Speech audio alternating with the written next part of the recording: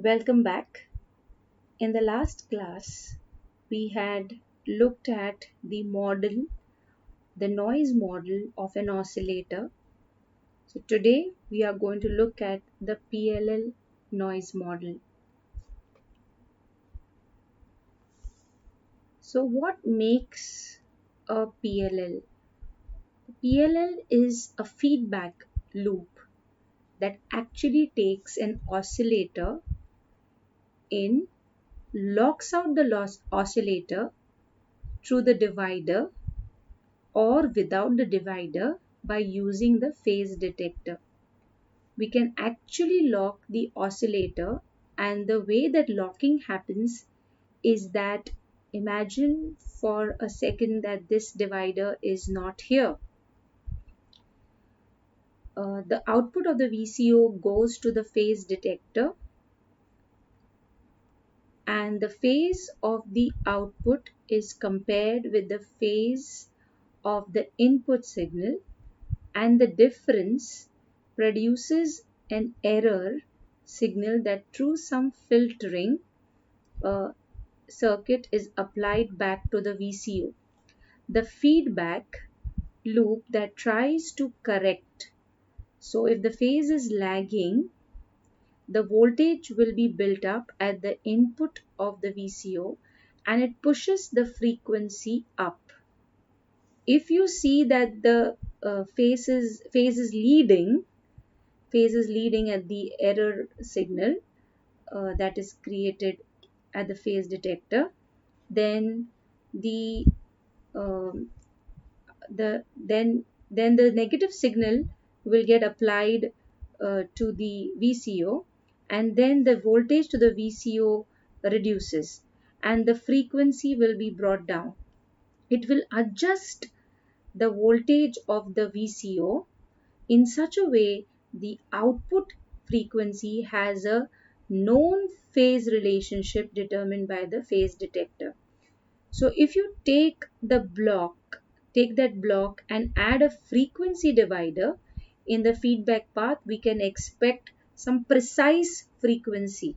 So if I'm using a crystal oscillator, example, if we have 100 megahertz signal from a crystal as the reference, we can use a PLL to generate various other frequencies using this reference. So if the reference is 1 megahertz and the n divider is say 1000, I can generate a 1 gigahertz signal. So, and if I use say n equal to 1001, then I can generate 1.001 gigahertz signal at the output. So basically, what all elements are present here?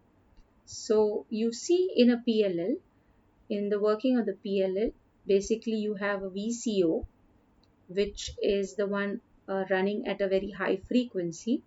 You have the phase detector, uh, and you have the frequency divider. So what will happen is the noise that can get introduced in a PLL basically can be looked at as noise in the VCO, the noise in the phase detector, noise in the reference signal itself, depending upon what reference uh,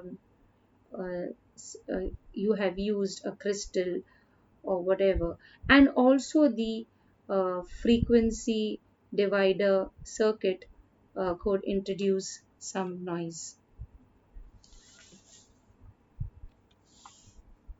So basically there are two domains of a PLL, and if you notice at the input of a PLL we are actually talking of two different frequencies. What really matters is the phase of these two frequencies and not the frequency per se.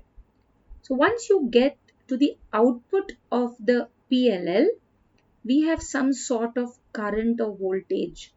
So here in the middle, we are dealing with currents and voltages. And then at the output, these currents and voltages are transferred back to the frequency. So you have here the phase, the end result is frequency. In middle, you are dealing with voltages and currents.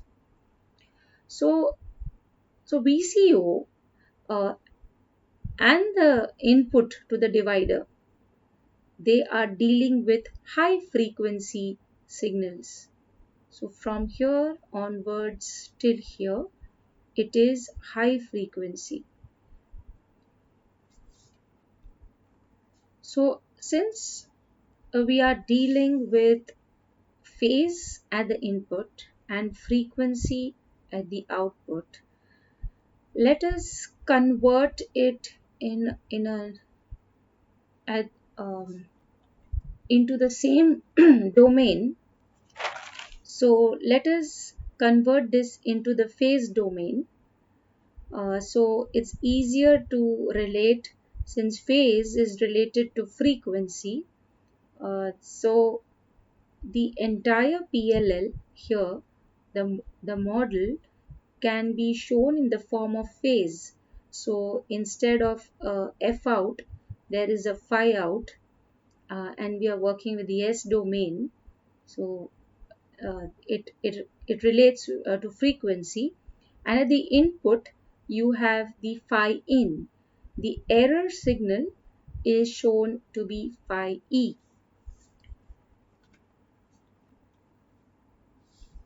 So the phase detector is just giving you the difference or subtraction of the input phase and the return phase that comes from the VCO.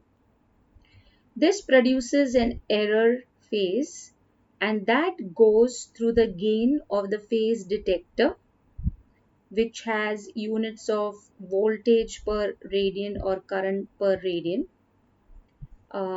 So it converts the phase difference into voltages or currents, and that goes through some filter represented by H of S, and then goes to the VCO. So the VCO here is represented as another branch, which is shown to be kV by S, where kV is the gain of the VCO, and it is shown as kV by S since the VCO can be modeled as an ideal integrator. Now, since the voltage impulses received by the VCO are then uh, generated into some step signals, unit step signals. Continuously, it keeps receiving impulses, voltage impulses, current impulses, and it steps into uh, some level of voltage. So, hence, uh, an integrator closely resembles the VCO, and you can see here the response of an integrator H of S. Just this H of S doesn't mean this H of S. I am just giving you the Laplace domain so of an integrator, the representation, which is related in the omega domain as the magnitude is related to 1 over omega. So you see a response like this, and this is what you have noticed the response of a oscillator to be, and in the phase you will find it minus pi by 2. So an integrator is the best way to model a VCO.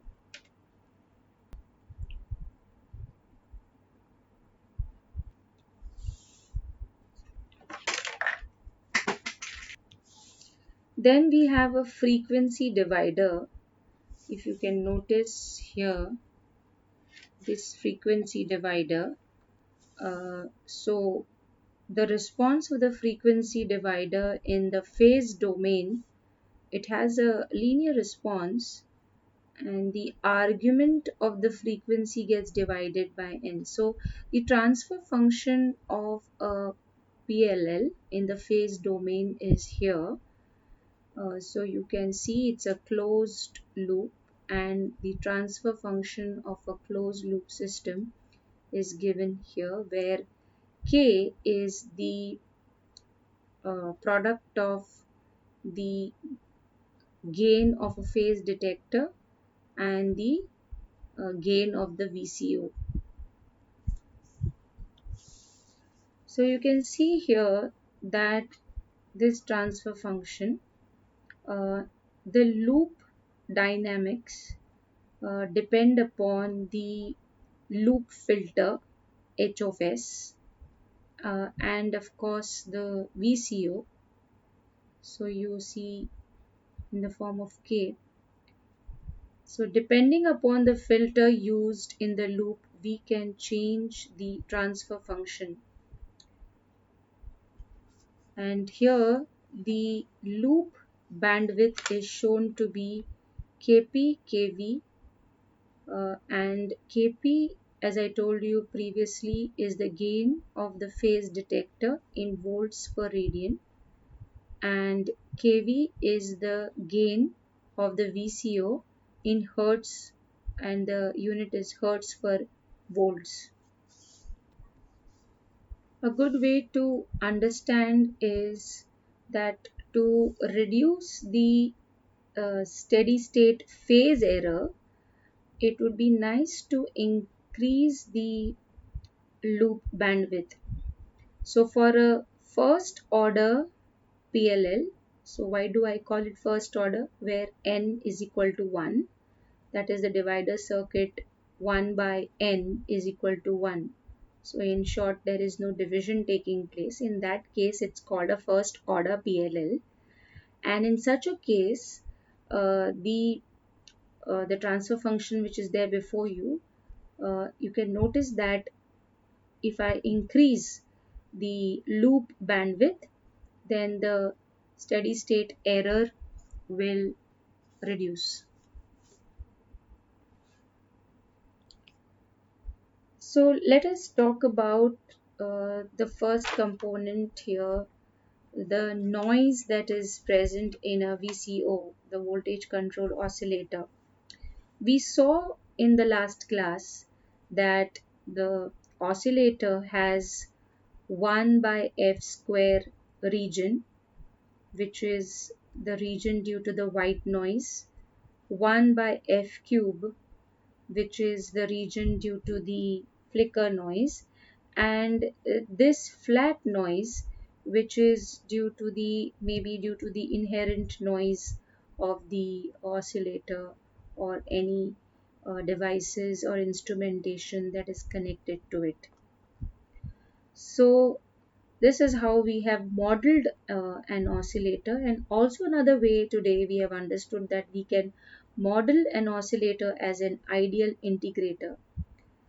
So what happens if the understanding goes like this? So if I have the model of an oscillator to be an ideal integrator, and this is supposed to be the white noise, and we are talking about power, and hence it is 1 over s square of Pn, which results in a 1 by f square region. So the white noise here relates to 1 over f square. If so, the modeling as a integrator holds good here, if you see. So it fits well with the Leeson's model that we have learned in the last class. Also that the flicker noise, if I try to fit in the 1 by f noise and I try to see how the ideal integrator would generate this noise, you see it is also a 1 by f cube region, which is here. Okay, so what we are going to do is that we are going to look at this VCO as a noiseless model. Uh, so we take out the possible noise sources out, and we put it as inputs, so that we consider the VCO to be a noiseless device. But since we have shifted the noise sources at the input, the end result would mean that we get a graph like we have seen in the earlier class, where it'll have the 1 by f cube region, it'll have the 1 by f square region, and it'll also have the flat region. So this is how we have looked at uh, this noise model of the VCO. So we also have the noise from the frequency divider circuit. So if you have a frequency divider, and if your input is say cos omega t plus phi t plus n of t, uh, so what will happen is that the argument of this signal gets divided by n, and this n of t is apart from the signal which is given to the frequency divider. This device also has its inherent noise, and the result is this. And so the argument gets divided, and if you notice that if you have an input phase noise, then the output phase noise will be 20 log n more. Okay, so however, the divider can add its own added noise, which is shown here. So the divider would mean that it is dividing, and uh, it also adds a 20 log n uh, noise in dBs, 20 log of n more of noise to the input. So let us consider the first case, that is the only source of noise input is say the VCO. So you can see here, this is the same transfer function that I have taken from the previous slide. So we are looking at the noise of the VCO, which is fed now here, and you can notice that uh, this is the forward path, while this consists of the closed loop path. So the transfer function gets modified in this manner, because in the forward path we see the filter and the VCO. The filter, you can consider it to offer uh, a, a gain of say 1. So in the closed loop you have the frequency divider and um, the phase detector. Now why is this done is we are planning to look at the noise of the VCO separately, individually. Then we'll be looking at the noise which is introduced by the frequency divider. Then we'll be looking at the noise introduced by the reference input. And then we will put all of this together to develop the model, the PLL noise model.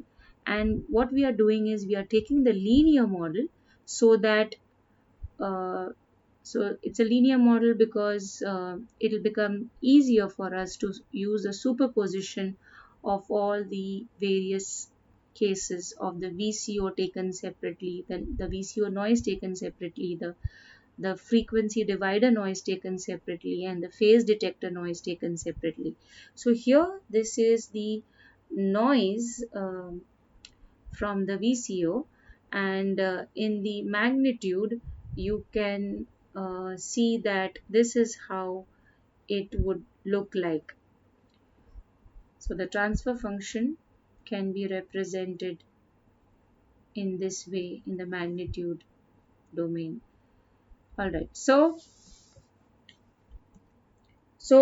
if you actually put a PLL, you can see here in this first graph, this dotted graph means that when the VCO is running without the loop, so it is out of the loop, and this is how the response of a VCO would be. And we have seen that you have the 1 by f square region, so there is a 1 by f square region here. But if the VCO is working in a loop, so if you have it uh, running in a PLL, so if you close the loop, you will now see the transfer function with this input noise is written by a first order low pass filter. So you can see that this response is nothing but like that of a first order low pass filter. So as to say that the PLL response is flat up to a point, you can see flat up to a point, then it goes down. Okay, so it goes down. So what has happened, if you think about it, it has a omega loop frequency, which is nothing but the bandwidth of the loop. So the things on the left side of the graph are moving slowly varying things or slowly varying deviations. So the loop makes corrections over slow moving deviations. If it sees it is deviating from the ideal frequency, it will make corrections as long as it is in its closed loop bandwidth. The loop has enough bandwidth uh, so to correct.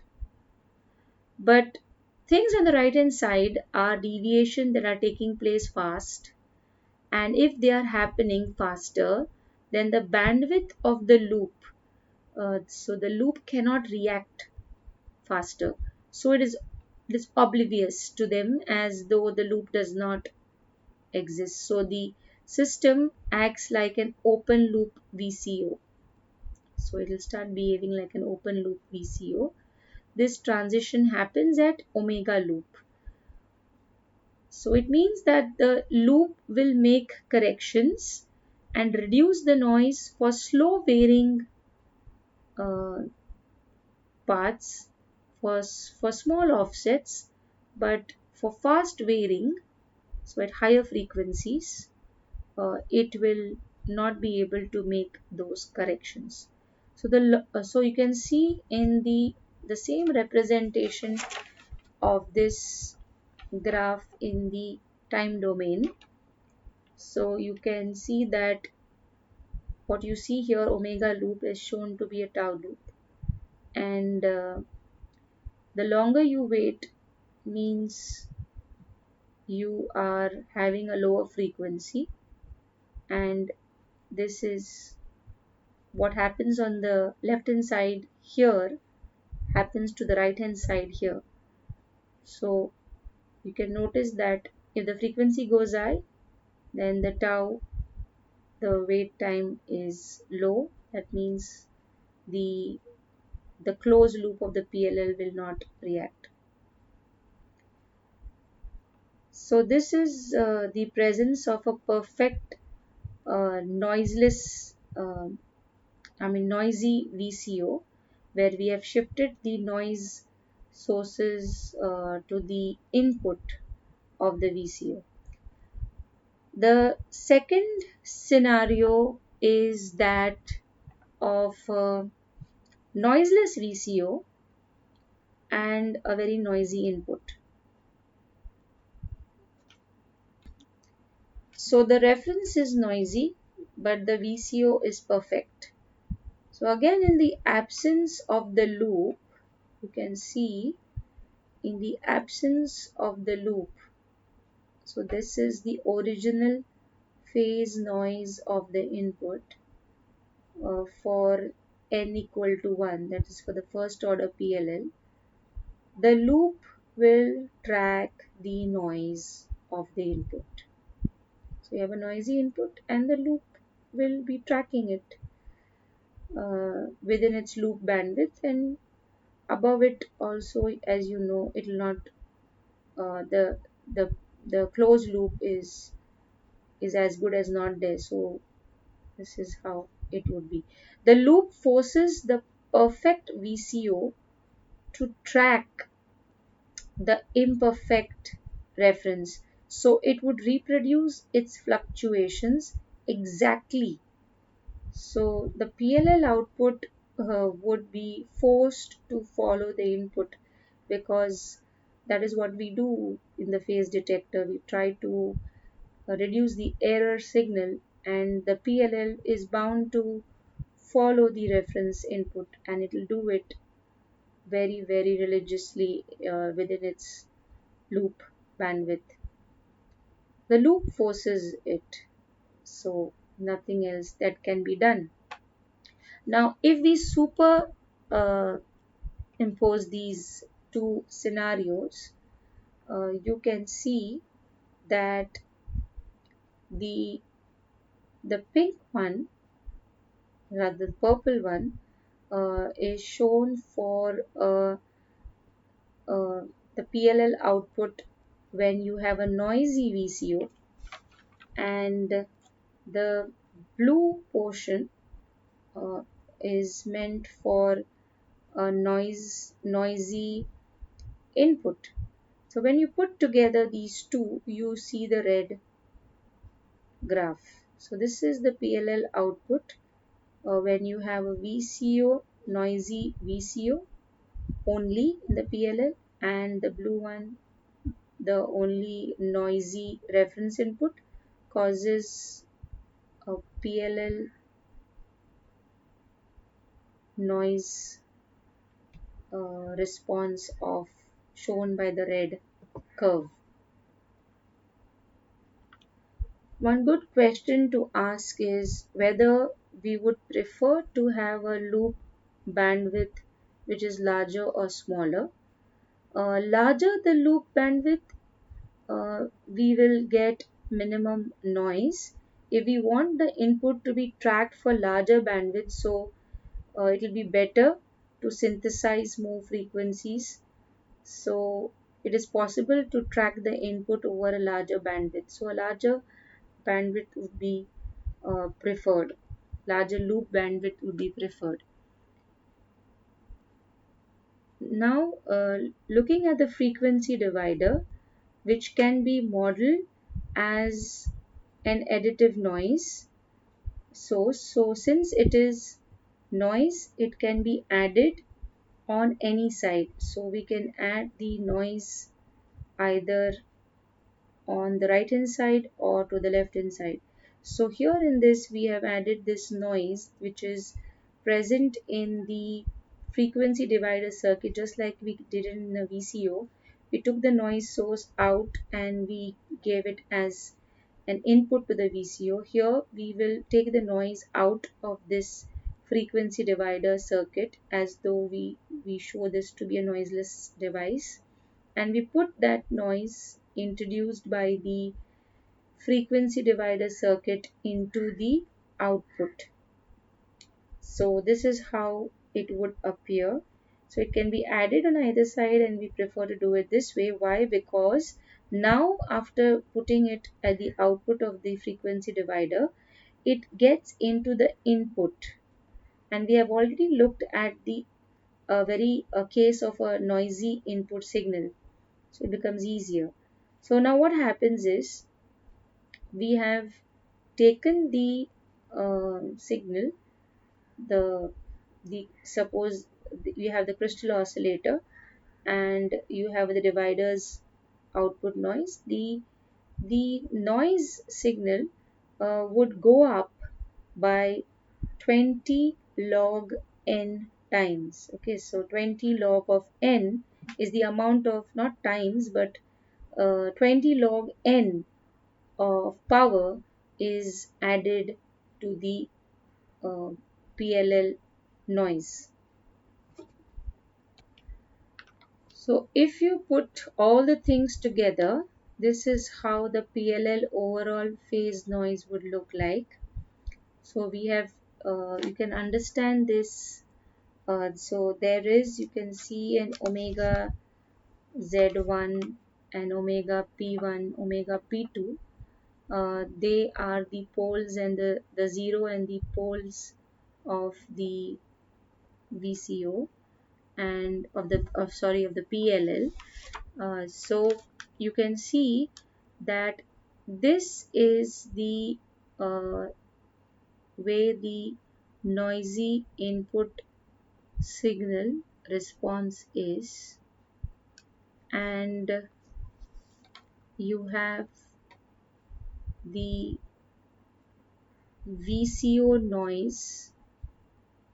You can understand it here, and you can understand that this noisy input has got lifted due to the divider by 20 log of n, and you can see that the input is here, and apart from that it will also have a reference noise. So there is a divider noise that gets added. So this is the divider noise, and so the PLL output noise is shown to be the envelope of all of these curves. Now, apart from this, there is a little bit of more noise, the flat noise which is added above, over and above, because the divider also will have its own noise, a flat noise which lifts this up to be something like this. So you will see that the PLL output phase noise, overall phase noise, is a curve where I am moving the cursor with this 0 happening somewhere here. This is due to the tank circuit which is present in the VCO. It is not right to call it a tank circuit, but rather it is. So the output of the uh, phase detector is connected to the filter, and a 0 is introduced there by introducing a resistor in series. So that's how you see a 0 there, and then it peaks up and it amounts to a certain amount of jitter in the PLL. So there are methods for reducing switching time or widening the loop bandwidth. So to circumvent the conflict between the need for fine frequency resolution. So you see that uh, finer the difference, the better is the locking, and so it all depends upon how this n steps down the output frequency to finer resolutions. so that we can lock onto the correct frequency.